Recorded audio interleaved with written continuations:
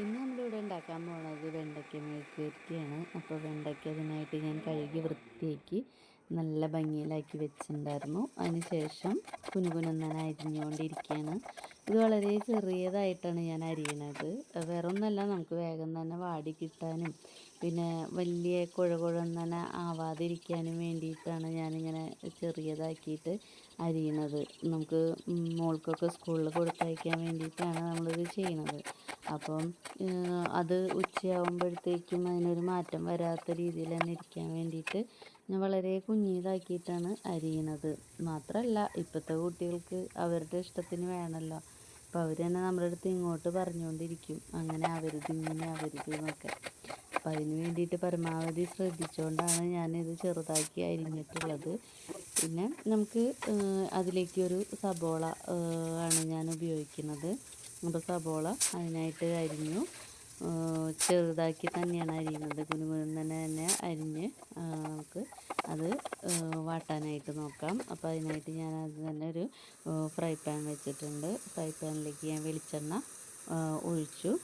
അങ്ങനെ വെളിച്ചെണ്ണ ഒഴിച്ച് അത് ചൂടാകുമ്പോൾ തന്നെ നമ്മൾ സബോളയും അതിലേക്ക് തന്നെ ഇട്ടിട്ടുണ്ട്. ഞാൻ പറഞ്ഞില്ലേ, വളരെ ചിലവ് കുറച്ചിട്ടുള്ള ഒരു രീതിയിലാണ് ഞാൻ ചെയ്യുന്നത്. മാത്രമല്ല, സമയം നമുക്ക് പെട്ടെന്ന് തന്നെ ആയി കിട്ടാൻ വേണ്ടിയിട്ടാണ് ഇങ്ങനെ വേഗം വേഗം ചെയ്യുന്നത്. പിന്നെ അതിലേക്ക് 2 വേപ്പിലയിട്ട് അത് നന്നായി വാഴണ വരെ ഒന്ന് ഇളക്കി കൊടുത്തു. അതിൻ്റെ പച്ചമണം, സബോളയുടെ പച്ചമണം പോണ വരെ ഒന്ന് ഇളക്കിയിട്ട് അതിന് ശേഷം അതിലേക്ക് നമ്മൾ മുളക് പൊടി ഇടുകയാണ് ചെയ്തത്. മുളക് പൊടി നമ്മളൊരു 1 ടീസ്പൂൺ ഇട്ടിട്ടുണ്ട്. 1.5 എന്ന് പറയാൻ പറ്റില്ല, ഒരു 1.25. അത്യാവശ്യം ഒരു എരിവ് വേണം. ഉച്ചയ്ക്കൊക്കെ കഴിക്കുമ്പോഴത്തേക്കും നമുക്ക് ഒരു മെഴുക്ക് പുരട്ടിയാകുമ്പോൾ അതിൻ്റെ ഒരു എരിവ് വേണ്ടേ. അപ്പോൾ അതുകൊണ്ട് നമ്മൾ അത്രയും ഇട്ടിട്ടുണ്ട്. അതിന് ശേഷം അത് നന്നായി ഇളക്കി ഏകദേശം മുളക് പൊടി നമുക്ക് മൂത്ത് വന്നു. അപ്പോൾ നമ്മൾ അരിഞ്ഞ് വെച്ചിട്ടുള്ള വെണ്ടക്കായ അതിലേക്ക് ഇട്ടു. അത് ഇളക്കി നമ്മൾ കുറച്ച് നേരം ഇളക്കുകയാണ്. അപ്പോൾ നമുക്കിത് ഇടുമ്പോൾ തന്നെ ഒരുപാട് ക്വാണ്ടിറ്റി ഉള്ള പോലെ തോന്നും. പക്ഷെ കുറച്ച് കഴിയുമ്പോൾ അതൊക്കെ വാടി വരുമ്പോൾ ആകെ കുറച്ചേ ഉണ്ടാവുകയുള്ളൂ.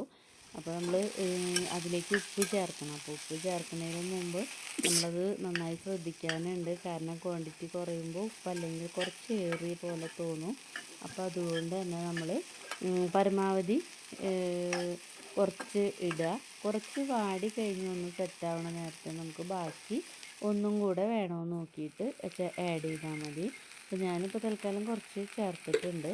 നന്നായി ഇളക്കി ശരിയാക്കി വെക്കുന്നുണ്ട്. അപ്പോൾ നമ്മൾ ഇളക്കുമ്പോൾ തന്നെ അതിലിങ്ങനെ നൂല് വരും. ആ നൂല് ഇളക്കുമ്പോൾ ഇല്ലാതാവുമ്പോൾ ഏകദേശം നമുക്ക് മനസ്സിലാവും അത് വെന്തിട്ടുണ്ടെന്ന്.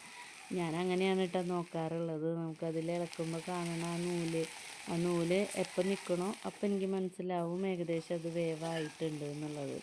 അപ്പോൾ അതിന് ശേഷമാണ് പിന്നെ കുറച്ച് നേരം കൂടി ഒന്ന് ഡ്രൈ ആവാൻ വേണ്ടിയിട്ട് ചെറിയ ഇളം തീയിൽ ഇങ്ങനെ ഇട്ടുകൊണ്ടിരിക്കുക. അപ്പോൾ ഇതിൽ അധികം നമ്മൾ ഇത് വെള്ളം ചേർക്കില്ല, ആവിയിൽ ആവാൻ വേണ്ടിയിട്ട് അടക്കില്ല.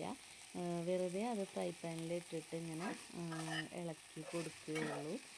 അപ്പോൾ തന്നെ നമുക്കത് ഉലർന്ന് കിട്ടും. ഞാൻ പറഞ്ഞ പോലെ ഈ നൂല് മാറണ വരെയാണ് നമുക്ക് അതിൻ്റെ ബുദ്ധിമുട്ടുള്ളൂ. അങ്ങനെ നമുക്ക് നല്ല മൊരിഞ്ഞ വെണ്ടയ്ക്ക മെഴുക്കുവരട്ടി കിട്ടിയിട്ടുണ്ട്. അപ്പോൾ ഇന്ന് ലഞ്ചിന് ഒരു സൈഡ് ഇതായിരുന്നു. അപ്പോൾ എല്ലാവരും ഇങ്ങനെ ചെറിയ തോതിൽ ഉണ്ടാക്കി വെക്കുക, ലൈക്ക് ചെയ്യുക, ഷെയർ ചെയ്യുക.